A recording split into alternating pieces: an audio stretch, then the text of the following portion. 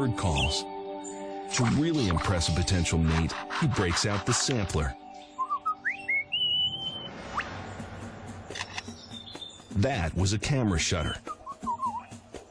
And just to show off, he adds in the camera's motor drive.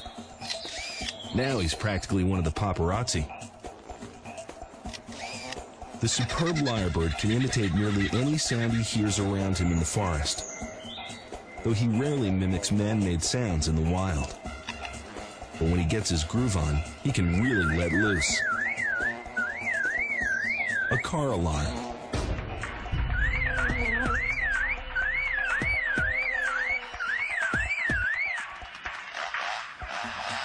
And even a chainsaw felling trees.